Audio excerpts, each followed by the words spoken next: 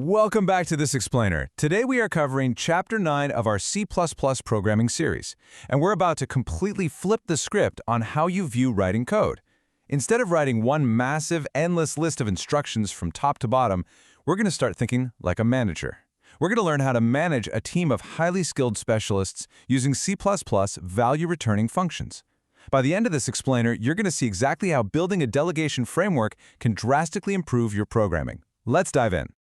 Here is our roadmap for today. We'll meet the C++ function, explore built-in math functions, generate random numbers, build our own custom functions, and finally, look at variable scope and passing. All right, kicking things off with Section 1, meet the C++ function. So, what exactly do we mean when we talk about a C++ function? Well, think of it simply as a block of code that performs a very specific task. It's essentially a specialist doing a specific job. Functions allow large, super complex programs to be broken down into small, bite-sized subtasks. This is amazing because it means different people can write different functions, and you can reuse the exact same block of code multiple times without ever having to duplicate it. In fact, every single C++ program contains at least one function already, the main function. That's your ultimate boss delegating out all the work. Now, a really interesting way we categorize these specialists is by what they actually hand back to you. All functions are either value-returning or void. To put this into perspective, imagine handing $5 to a ticket agent to get a physical movie ticket back in your hand. That perfectly represents a value-returning function. It performs a task and returns precisely one value back to whoever called it. On the flip side, giving $5 to someone simply to go play games and have a fun afternoon represents a void function. It does a task, sure, but it hands absolutely zero data back to the delegator. Moving right along to Section 2, built-in math functions. Before we start writing our own custom functions, you should know that C++ is incredibly generous right out of the box. Its language libraries are just packed with pre-built specialists, so you can start delegating immediately. Take the math specialist, for example, the sqrt function. To use it, you just need to make sure your program includes the /cmath directive at the top. The syntax is simply sqrt x. That x inside the parentheses is what we call an actual argument. It's the specific piece of data the function needs to do its job, the number you actually want the square root of.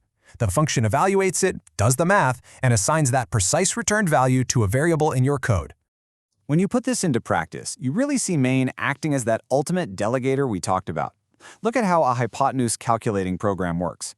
Instead of writing out complex mathematical algorithms from scratch, main just casually calls the pow function to square the sides and then calls the square root function to find the square root of the sum.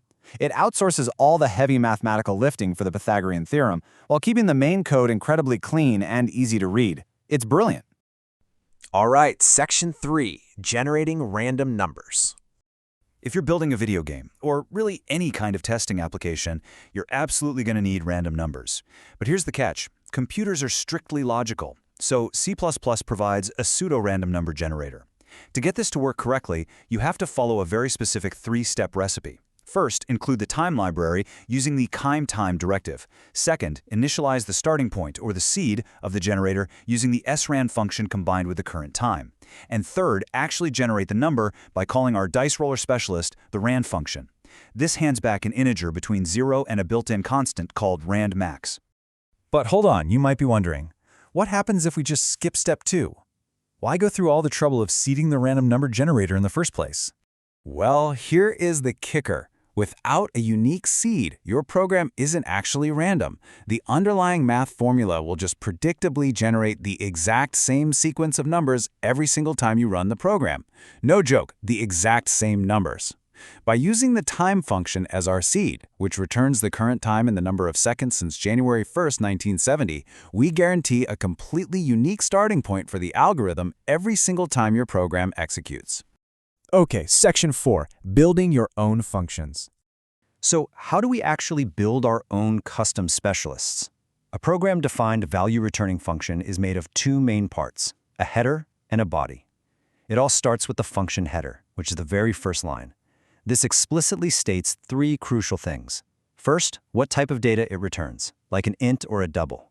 Second, its unique descriptive name. And third, an optional parameter list. These parameters are known as formal parameters. They're basically just memory locations sitting there, waiting to accept incoming actual arguments passed down from the boss, main. Now, before writing the actual body of the function, a good manager needs a solid plan. That's where input, processing, and output, or IPO charts come in. They let us do some visual desk checking, so we can see exactly how the variables inside our program are set up and initialized in memory step by step. Once that's planned, the actual function body gets enclosed in braces and contains the real instructions. And remember, for a value-returning function, the very last statement inside those braces is almost always the return statement, handing precisely one calculated value right back to the caller. Finally, let's wrap things up with Section 5, Variable Scope and Passing. We need to understand the exact rules of how data moves, and honestly, how it doesn't move, between our delegating main boss and our custom specialists. This is crucial. A variable scope dictates exactly where in the program it can be used, and its lifetime dictates how long it stays in memory. Defining variables locally, meaning they are declared inside a specific function and belong only to that function, is the absolute best practice. Using local scope keeps your team of functions isolated. It totally prevents one function from accidentally messing up another function's data, which massively reduces unintentional errors in your code. But since variables are usually local, they can't just naturally see each other. So how does main give a custom function the data it needs to work? By passing actual arguments. When main hands data to a specialist, C++ defaults to what we call passing by value. This is a huge concept. Passing by value means C++ only passes a safe copy of the variable's value down to the receiving function.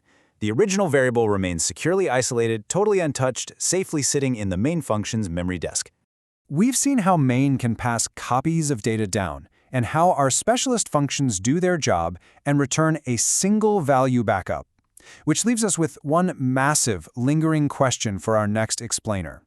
If our value-returning functions can only ever hand back one single solitary value to main, how on earth do we design programs that need to return multiple pieces of updated information at the same time?